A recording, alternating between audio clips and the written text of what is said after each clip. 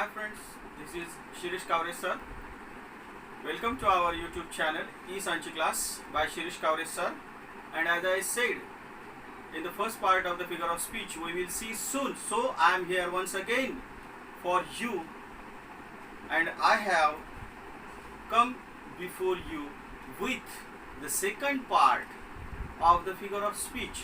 So let us learn remaining things which today we have to learn in the topic figure of speech part 2. So friends, we have already learned first three atoms of the figure of speech. We have already learned. आपण हे अगोदर शिकलेलो आहोत. Now today we are going to learn more information on how to identify such figures of speech. Hyperbola, अतिशयोक्ती, inversion, व्युत्क्रम, अँटिथिसिस, विरोधाभास, टॅटोलॉजी, पुनरुक्ती, exclamation, उद्गारवाचक and ओनोमॅटोपोइया, ध्वनी अनुकरणात्मक, अशा उरलेल्या सहा फिगर्स ऑफ स्पीचचा इथे आपण अभ्यास करणार आहोत. So the next figure of speech is hyperbola. मराठीमध्ये त्याला अतिशयोक्ती म्हणतात. Let us see the what is mean by hyperbola. That means in this figure of speech exaggerated or overstatement is used to create strong emotional response. म्हणजेच मराठीमध्ये असं आपण म्हणू शकतो की यामध्ये एखादी गोष्ट किंवा कल्पना आहे त्यापेक्षा मोठी, रंगवून किंवा फुगवून सांगितलेली असते. म्हणजे अतिशयोक्ती अस्तित्वात असं नसतं, पण त्या आहे त्यापेक्षा जास्त सांगितलेलं असतं. उदाहरणामध्ये पाहूया आपण. यावरून तुमच्या लक्षात येईल. ही रन्स फास्टर दॅन चिता और लिओपर्ड. तो धावतो कसा? चित्त्यापेक्षा धावतो. ॲक्च्युली ही इम्पॉसिबल घटना आहे, पण बोलणारा माणूस सहज जातो. जो चित्त्यापेक्षाही जास्त वेगाने धावतो. त्यामुळं या ठिकाणी अतिशयोक्ती हा अलंकार झालेला आहे. दुसरा आहे, बघूया. I will love you dear, I will love you till Mumbai and Pune meet. Mumbai आणि पुणे भेटेपर्यंत मी तुझ्यावर प्रेम करत राहीन. डिअर प्रेम करत नाही. ॲक्च्युली मुंबई आणि पुणे हे शहर कधी भेटणार नाही आहे, पण तोपर्यंत मी तुझ्यावर प्रेम करेन असं याच्यामधून अतिशयोक्ती सांगितलेली आहे. तिसरं उदाहरण. When I died the neighbours came and buried brother John. हे आपल्या कवितेमधलं उदाहरण आहे. जेव्हा मी मृत झालो, शेजारी पाजारी आले आणि माझ्या भावाला नेऊन पुरलं. या तिन्ही वाक्यांमध्ये अतिशयोक्ती ही आपल्याला फिगर ऑफ स्पीच आढळून येते. पुढचं आहे आपलं इन्व्हर्शन. इन्व्हर्शनमध्ये काय आहे? इन्व्हर्शन म्हणजे उत्क्रम. उत्क्रम म्हणजे उलट. सोप्या भाषेमध्ये म्हटलं उलट. म्हणजेच काय? In this figure of speech, the words are not in correct grammatical order form. जी वाक्यरचना ग्रामॅटिकल हवी असते, पाहिजे असते, तो तिचा क्रम नसतो. तर ती कशी असते? They are reversal of normal word order. उलट नंबर असतात. Specially the place or placement of verb ahead of the subject. म्हणजेच जनरली सब्जेक्ट नंतर व्हर्ब येतं, पण यामध्ये सब्जेक्ट आणि व्हर्ब हे इन्व्हर्शनमध्ये असतात, उलट पोझिशनमध्ये असतात.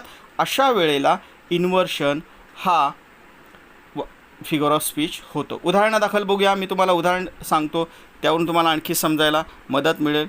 Phloem the birds in the sky.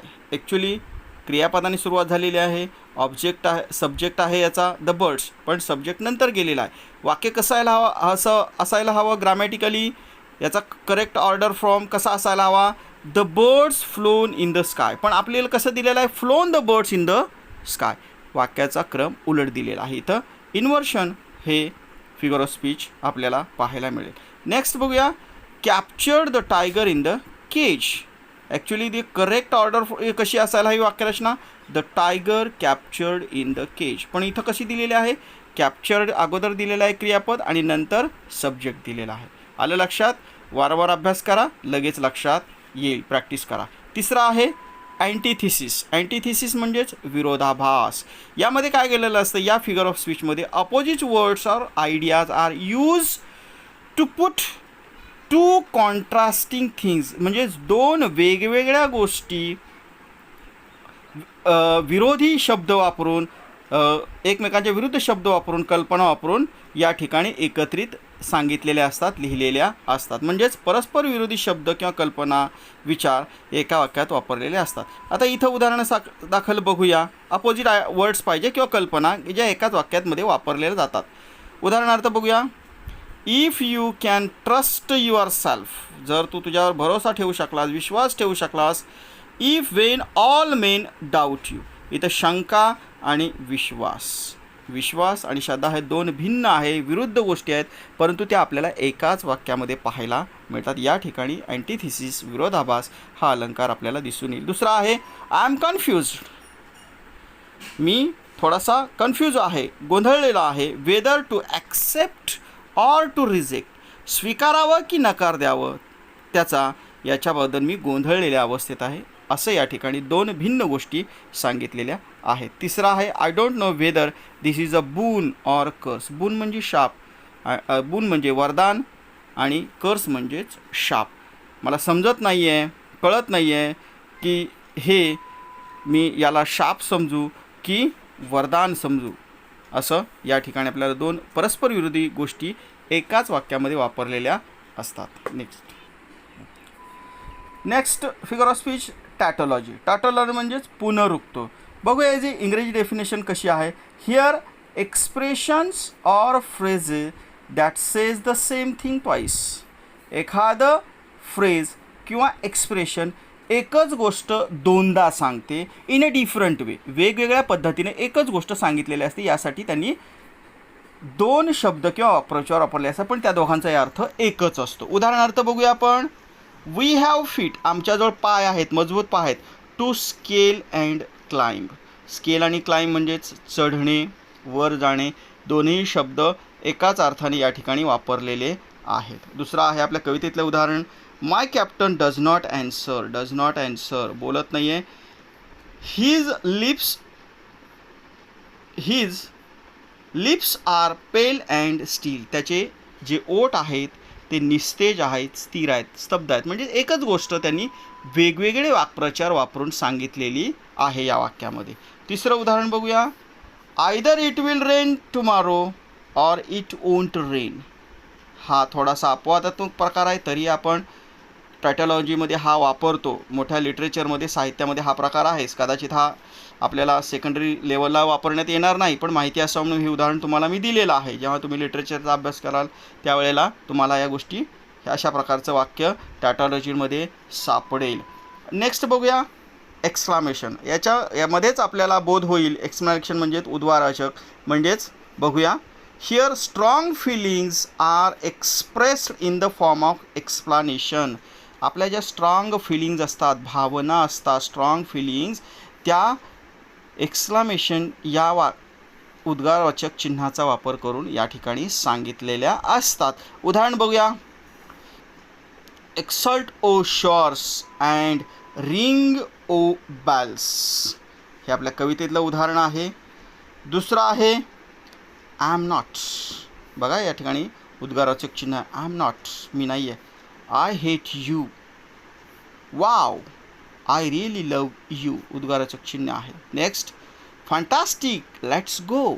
अशा प्रकारे आपण विविध उदाहरणं वापरून एक्सक्लामेशन हा फिगर ऑफ स्पीच अभ्यासू शकतो. नेक्स्ट बघूया. ओनोमॅटोपोइया. ओनोमॅटोपोइया म्हणजेच ध्वनी अनुकरणात्मक. ध्वनी अनुकरणात्मक म्हणजेच here a word that conveys the sound. या ज्या वाक्यामध्ये एखादा शब्द ध्वनी आहे, ध्वनीचा आपल्याला त्याच्यामधून बोध होतो, संबोध होतो, अशा वेळेला ओनोमॅटोपोइया हा फिगर ऑफ स्पीच होतो. ध्वनी व्यक्त करणारे शब्द आपल्याला याच्यामध्ये शोधायचे आहेत. उदाहरण बघूया आपण. पहिलं उदाहरण आहे. O God forgive me when I whine. Whine म्हणजेच विवळणे, कणणे, कणण्याचा आवाज येतो, या आवाजाशी संबंधित आहे. The buzzing bee flown away. Buzzing गुणगुणणे, आवाज आहे गुणगुणण्याचा, buzzing. The books fell on the table with a loud thumb. Thumb म्हणजे धाडकन, ठोसा लागल्यावर जसा आवाज येतो ना तसा याचा अर्थ आहे. The rustling leaves disturb me. Rustling म्हणजेच सळसळणारी पानं मला व्यत्यय आणत होती किंवा त्यांनी मी डिस्टर्ब करतात. And the last is interrogation. Interrogation म्हणजेच परिपृच्छा अलंकार मराठीमध्ये म्हणतात. म्हणजेच काय, सोप्या भाषेमध्ये here in this figure of speech a question is use instead of statement. वाक्याऐवजी यामध्ये प्रश्न विचारलेला असतो आणि साधारणतः प्रश्नाचं उत्तर काय असू शकतं याचा एक क्लूही आपल्याला याच्यामधून मिळत असतो. उदाहरण बघूया. I stopped a moment then I said why don't you join the others dear. प्रश्नचिन्ह आहे या ठिकाणी, पहा बरं. दुसरा आहे why laugh when you know nothing can be happen. काही झालं नसताना तू का बरं हसतो आहेस, प्रश्नचिन्ह आहे बघा. Where is the best place to have a delicious lunch. अशी कोणतं ठिकाण आहे की जिथं रुचकर लंच मिळेल, दुपारचं जेवण म्हणेल आपण जे जेवण घेतो मिळेल, प्रश्नचिन्ह आहे बघा. अशा प्रकारची उदाहरणे ज्या ठिकाणी आढळतात, दिसून येतात, त्या ठिकाणी इंट्रोगेशन परिपृच्छा हा अलंकार होतो, हे लक्षात ठेवायचं आहे. So friends, today almost we have learn all the figure of speech in part 1 and part 2. Study well. If you have any doubt, you can write your doubt in comment box. Till then, thank you.